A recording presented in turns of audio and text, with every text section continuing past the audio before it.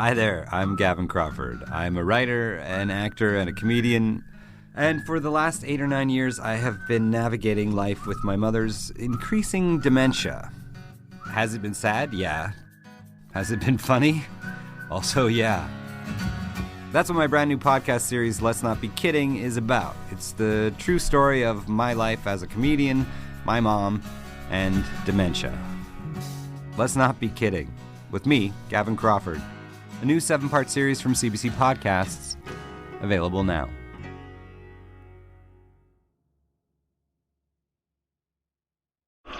You're listening to a Frequency Podcast Network production. My name is Joe Fish. I'm the lead producer of The Big Story, and I'm here with our host, Jordan Heath-Rawlings, whose voice you'll recognize more than mine, for our inaugural listener feedback episode. Jordan, how you doing? I'm doing well. The volume of feedback from our listeners finally got so profoundly overwhelming that we felt like losers not responding to it. So thank you to everybody. And this is your chance to hear what your fellow listeners think of this show and us and what should happen here. For sure. Okay, and we got a lot of great feedback. We got too much feedback for us to read out. By the way, I'm going to be reading out some of this feedback, but it's going to be heavily truncated. A lot of people had a lot of thoughts. I couldn't read them in full, so I kind of had to cut it down. So I apologize for that, but here we go. He's going to cut you the same way he cuts me every day. Exactly. Mercilessly. We got a lot of feedback, actually, to our episode we did with David Booth, who's a journalist from driving.ca. We were talking about electric vehicles, which is a hot button issue at the best of times. So I heavily cut down this feedback because there was a lot of specific gripes and really thoughtful gripes that this listener had with the episode. But I'm just going to give you, I cut it down to give you a more sort of broad stroke sense of what his perspective was. In today's episode, I really did not resonate with the negativity from David Booth on the topic. No doubt he is right, there's massive subsidies as there is in many industries. We only have to glance in the direction of oil and gas to see how much government support that is received over the past century. We are trying to push sustainable change. That is a good thing. As an optimist for our sustainable future, it was a shame to hear such negativity on your podcast, as I fear this will impact listeners' opinions. Hopefully in the future when discussing the topic, you can search for a more balanced guest. And he actually goes on to make a specific suggestion for a format change, suggesting that we have more than one guest on to maybe have a more sort of balanced, present a more balanced case for the topics we cover. How do you respond to that, Jordan, that suggestion that we tweak the format? Is not the first person to suggest it. It is I won't say a common suggestion, but we've definitely gotten it before. And hey, we could have 2 or 3 or 4 people on. Maybe we'll make it a panel show. We'll get a Republican and a Democrat and somebody who's worked on campaign finance, and we'll all get them screaming at each other, and it'll be amazing. Yeah, crossfire style kind of thing. Crossfire, hardball. The big story is a simple premise, and the simple premise is the reason. Listen, it's the reason that Joe and I and Robin and the team can actually do this 5 days a week, almost every week of the year. If every episode we did had to have 2 guests in balance, you would get half the episodes. And not only that, is you would never be left with one person's point of view resonating. And I actually think that, like, when we came up with this show, the idea is a curious person talks to a smart person. And you might not agree with the way David Booth sees it, but he's somebody who covers the industry. He knows a heck of a lot about it. He reports on it. He commentates on it. He lives this stuff. So we picked his brain about it. Next time we'll pick someone else's brain about it, and maybe you will like them better. The idea is not to make sure that our guests agree with anyone. The goal is to make sure that we give you some insight into a topic, that we take you a little deeper into it. And the way to do that is by taking one person and picking their brain at length. So that's what we try to do. And Joe would kill me if I started saying we got to book 2 guests for every episode we do. Yeah, double my salary and we'll talk about it. I want to give another quick shout out to a guest who wrote in about electric cars. I'm not going to read it exactly, but someone named Kara, apologies if I'm getting the pronunciation wrong, wrote in to mention that there was a company making electric cars in the early 2000s called Zen Cars in Canada, and apparently they were selling them for like $12,000. I think they had a top speed of like 40 kilometers an hour and a max range of 80. Yeah, little city get-around cars. I think I remember those. Yeah, exactly. And she mentioned that they were made by a guy named Ian Clifford, and she was suggesting that maybe we get him on the show and ask him. It's a good idea, Joe. Go dig him up. Moving on. This next one comes from Kate. This is a piece of good feedback. Thank you for your good news week. Please do more of these stories. I tuned in every morning this week preferring to hear about something positive rather than another news channel telling me more bad news. Sincerely, Kate from Vancouver, British Columbia. We had a lot of fun doing that week, and we will do more of it. It is rare, I think, to get to spend an entire week on things that make us hopeful, and everybody around here was in a good mood. The problem is that, Kate, not all the listeners agree with you. Bad news attracts a lot more listeners than good news. The stats will show. That's why they got the if it bleeds, it leads maxim in journalism school. I don't love it, but the data tells you what it is. So we will make time for good news. And I don't know if you notice, but we try to, if not good news, do something non-depressing, offbeat, whimsical, whatever on Fridays, because everybody can get overloaded with negativity these days. And it is very easy to become hopeless, and we do not often want to send you into the weekend feeling that way. So we try to make time for it, and I think the holidays was a perfect time for it. So I think we should do it again next year. Yeah, I agree. And Kate, if you want more good news, then start lobbying the world to produce more, too. Would be nice because we can only take what we're given. It was depressingly hard to find and chase stories for that week.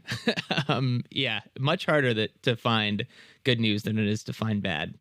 All right, so this next one comes to us from James. This is in response to the story we did about Saskatchewan pushing back against the federal carbon tax. Pay attention to how Joe just said that. It'll become clear in a moment. All right, so here we go. Good story. Feels like the premier is on the wrong foot picking this fight with Ottawa, especially given the episode from Dr. Pomeroy yesterday and the effects of climate change on Western Canada. Also, it's fun to listen to people from Ontario try to pronounce Saskatchewan. Are we doing that wrong? It sounds right to me. Yeah, that's kind of how I assumed it was. I don't even know. Saskatchewan. People also have written to me and say that, you know, I know you're from Toronto, so why don't you pronounce it that way? You always say like Toronto when you're doing your intros, which is not, I guess, how I would say it in real life, because I do say Toronto, but I try to enunciate on this program because I take my job seriously, but I honestly don't know. Somebody from Saskatchewan, leave a voicemail and say it the way people from Saskatchewan say it so I can hear it, because I honestly can't figure out where I'm getting it wrong. But this is great. Saskatchewan. Okay, so this next episode we're going to talk about is this is one that generated a lot of feedback. This was an episode we did about risky play with Dr. Mariana Brissoni from the University of British Columbia. We were talking specifically about signs at several dozen tobogganing hills around the city that said no tobogganing, and it generated a lot of uproar. Jordan, you talked about how your daughter was personally affected by it. I had to teach her that not all laws are meant to be followed. Not all signs are meant to be obeyed, which is a lesson I didn't necessarily think I'd have to do at 6, but I think it's good for her. No, 6 is a good age, I think, to learn about civil disobedience. All right, so this one comes to us from Kathy in Mississauga. I was flabbergasted the first time my daughter came home and said the principal said cartwheels are not allowed. What a super basic kid thing to ban. When I spoke to the principal, she shut me down completely by saying that's just a rule she has to follow. My kid is super active. Ants in her pants is her best description if you need a visual. Can't climb the one tree of the schoolyard. Can't do handstands. Can't run on the pavement, but also can't go on the grass area if it rained. Insert expletive. She actually wrote that. They took down the play structure, too, because of parents complaining of the small pebbles that serve as a landing medium were being thrown at kids. I remember my own elementary school taking down the play structure in the 90s because of quote-unquote safety reasons.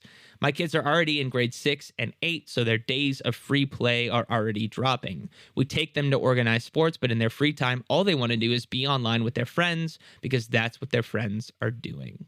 Nothing makes me more conservative reactionary dad than this shit, you know? I don't even know what to say about banning cartwheels, but I remember my elementary school playground. Also, no longer standing. My daughter goes to the elementary school that I went to. That playground is no longer standing. I remember lots of kids getting hurt. I remember I almost got hurt. I remember my friend broke his arm. We used to run across like beams that were 10 feet high. And, you know, like most of the time it was fine. And occasionally we got hurt and we all lived.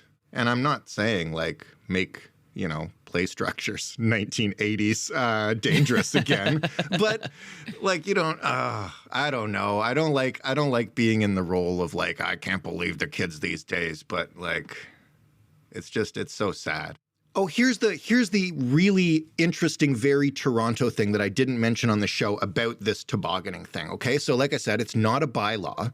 It's not like you're breaking the law by doing this. You are just assuming the risk, right? So you get hurt, you can't sue the city because the city said, hey, no tobogganing, which is them just putting up some signs. But what they used to do on that hill that my daughter goes down, there are a few trees, and every winter they would come and put hay bales around those trees. So just in case a kid like veered off the path and slammed into the trees, they wouldn't get seriously hurt. Now we get a sign saying no tobogganing instead of hay bales. So it's not even just like preventing risky play in kids. It's an attempt to be cheap and not provide the protection for kids that are going to do it anyway. And that's what really pissed people off. That's actually the perfect segue to the next thing I wanted to bring up. This listener had, many thoughts about our episode on child safety, and I don't think I need to give much more preamble than that. So here it is. Hey, my name is Justin. I live in Collingwood, Ontario, and I was really interested in the most recent episode about children's play.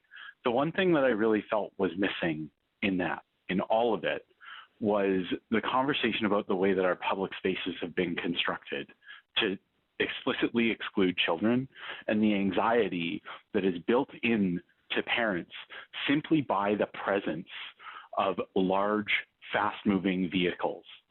A trend that I don't hear talked about and I would really love to hear an episode on is the trend towards these excessively large vehicles, these trucks with hoods that you cannot see people over, and the rapid rise of front-over collision injuries, which is basically a nice way of saying a car driving over a child, usually a parent driving over their own child in their own driveway because they couldn't see them over the hood of their giant truck.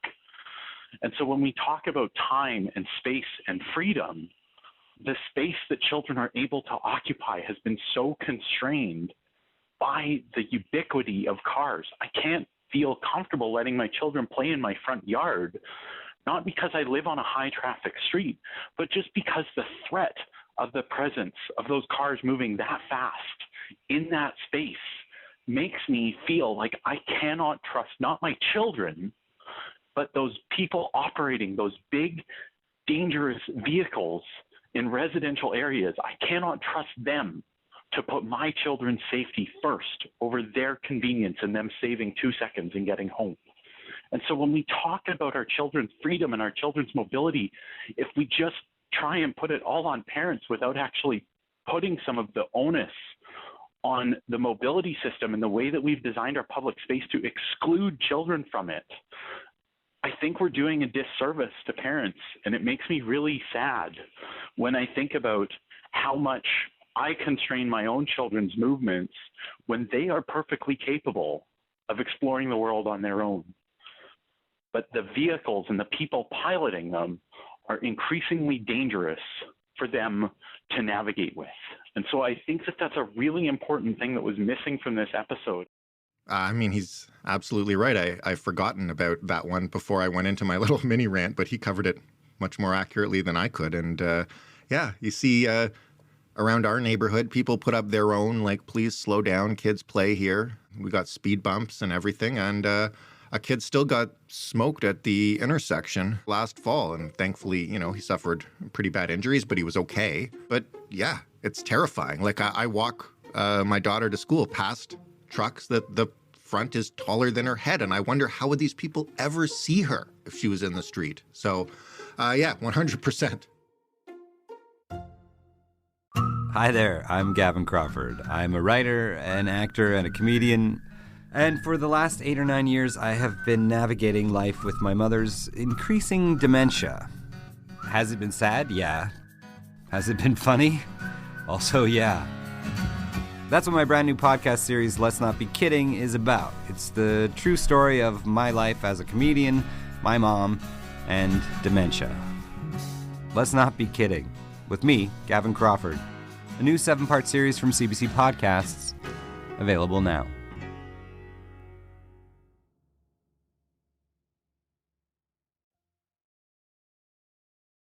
All right, so hard pivot here. We ran a story about cats.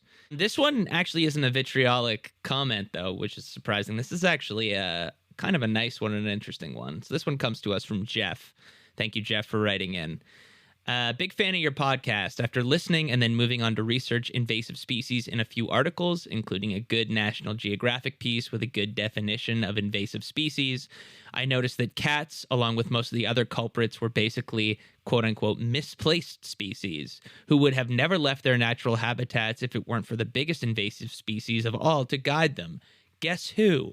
I obviously haven't seen the National Geographic piece, but isn't that true for almost all invasive species? Like, aren't we responsible for, like, all of them? Like, I know, like, zebra mussels, and they come over on boats, and people import animals as pets, not just cats, but, like, stupid exotic animals as pets. Well, the wild boars, which you've also done episodes on, right, were imported by humans, not native to North America, and they are wreaking havoc all over the continent. And we are changing the climate so that species have to move further north out of their natural habitat and into other ones. So, you know, we're just doing a bang-up job all around. You know, I will say that my girlfriend's parents have cats that are outdoor cats.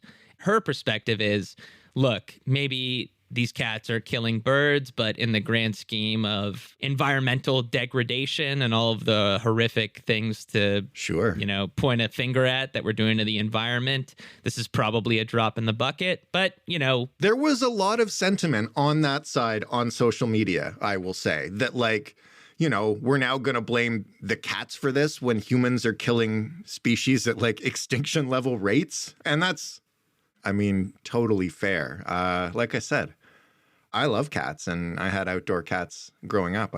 Mostly I have an indoor cat now because I don't want her to get run over by one of those big trucks we just talked about.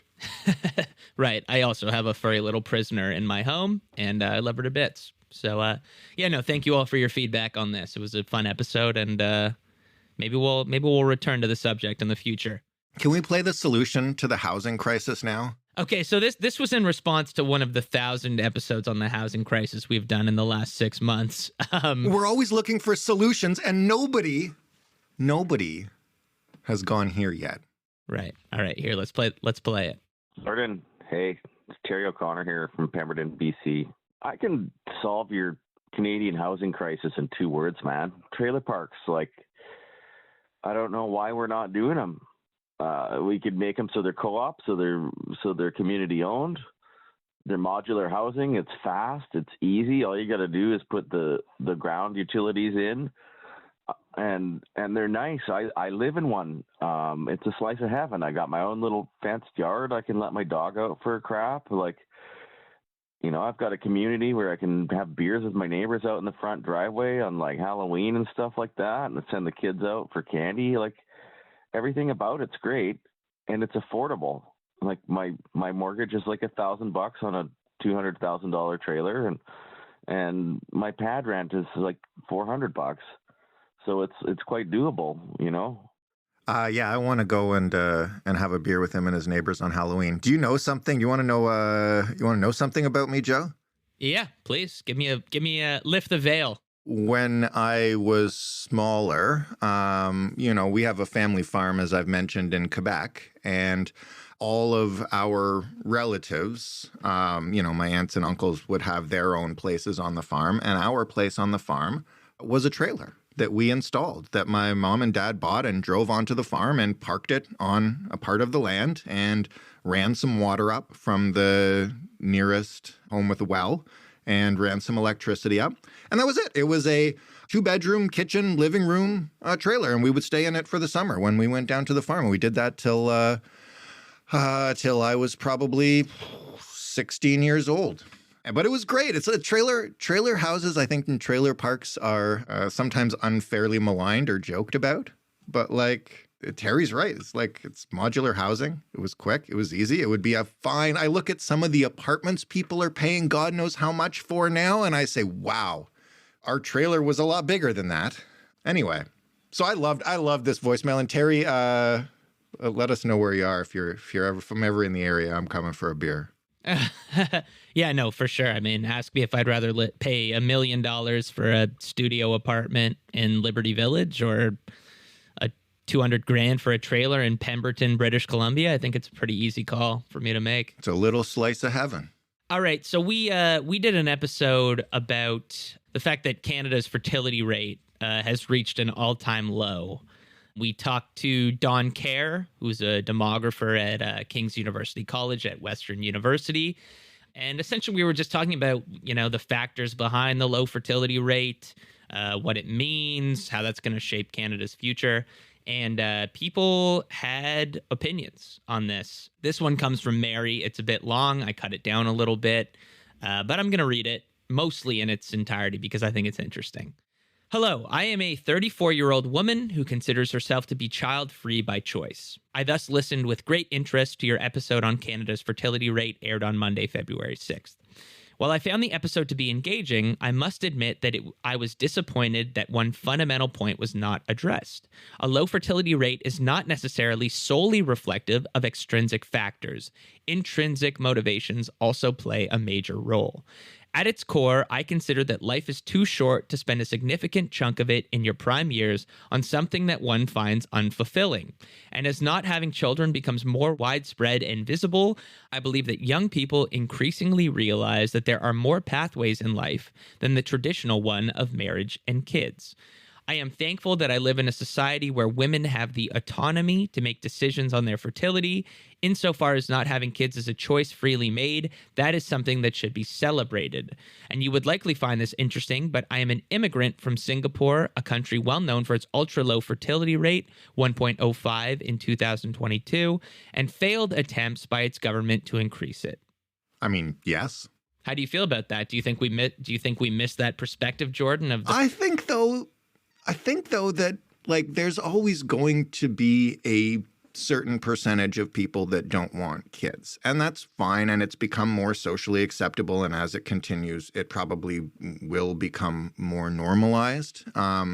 But it's probably always the same percentage of people that didn't want kids. I'm talking here about the people that really, really just don't want them, not people who would want them if they could afford a home or, et cetera, et cetera. And I think it's much like people who just didn't want to get married or people who felt like they couldn't come out of the closet in past years because it hadn't been normalized. Those people were always there. They're just now becoming more visible. But I think what we're talking about in terms of the fertility rate, and I read a bunch of social media responses on the intro to not this Saturday's, but the past Saturdays in This Economy, which is about the cost of having kids. And, the number of responses we got to this being like, yeah, it's impossible. I can't contemplate it. I can't afford a place. I can't afford groceries. So many things that people say were standing in the way of having kids that, I'm not dismissing Mary's point of view at all. I just think the overwhelming majority of people not having kids now are doing it because they're afraid of the end of the world. They can't afford crap. Everything's depressing. The climate's eroding. And, it's an easy choice to make right now. I don't blame them. But I think the percentage of people who are just I don't want a baby. It's not who I am. It's not a goal of mine in life has always been there. It's just now more visible, which is great. Sure. But I think the other part of this discussion is more interesting because we got a couple of other responses about a different aspect of this that we didn't address, which I think is worth talking about. Do you want to do that one quickly? Absolutely. This one comes to us from Elizabeth. and again, heavily truncated this one, but I think this gets her point across. I found it scathing and absolutely frustrating to hear two seemingly intelligent men sit there and discuss fertility rates declining as if 99.9% of the time it's just a woman/couple's choice to not have kids for selfish reasons. But nobody is going to talk about the rising cases of infertility, couples that want children desperately and can't conceive, couples that have to go through rounds of oftentimes unsuccessful IVFs and other medicated cycles. And if a couple does successfully have a baby, finally, perhaps they decide that their fertility journey was too stressful and they are just thankful and happy with one child that was wanted for so long. And yes, you better believe I am speaking from experience. I'm not one of those women who is willingly choosing to not have kids. I usually love to listen to Big Story podcasts, but this was very shameful and tone deaf and insensitive, is the way that Elizabeth puts it. Yeah, I get it. I mean, I don't agree necessarily that we were shameful and tone deaf and insensitive, but it is a point well taken. I think it's a whole different episode, to be honest with you. And I actually started looking around after reading this email about rising infertility rates. And there's a lot of interesting stuff out there, and I think we probably should do an episode about that. I think the episode that we did was meant to cover the fact that, you know, in all surveys and all responses, fewer people are saying that they don't want to have kids, and this is why. But I think this is an aspect that we should look into and might absolutely be worth an episode. And I like that it was brought to our attention. So thank you, Elizabeth. For sure. So keep your eyes peeled for our episode about the looming children of men style reality. Ears peeled. Sorry, what did I say? Eyes?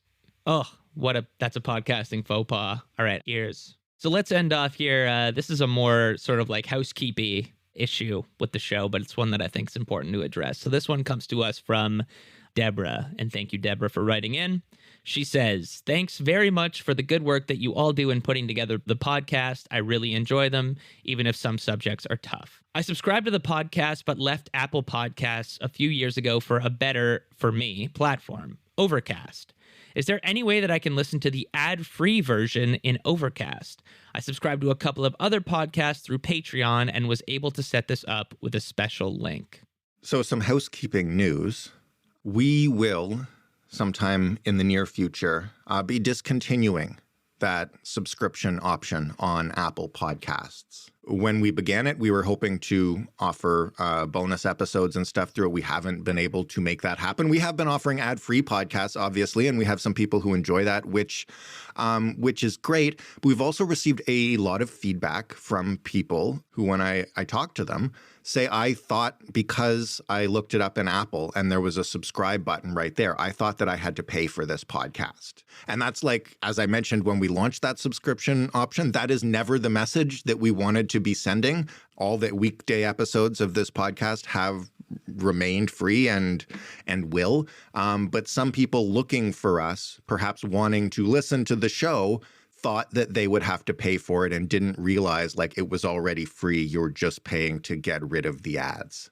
So we're going to wind that down because ultimately our goal for this podcast is for it to be accessible and available easily for anyone who wants to listen to it. And I don't want any barriers to entry. So watch for that. And that means, yes, there won't be, unfortunately, subscription options available in other podcast platforms. It's all equitable and free across the board, coming soon. To those of you who did subscribe, we very much appreciate your support, and you will get whatever portion of your money back that is left when the subscription option goes away. But thank you, as always, for listening to us. And I guess, Joe, for everybody that writes in, obviously we got way more feedback than we included here. But I hope that this gives people some insight into how seriously we take listener feedback and voicemails. We read, like I said,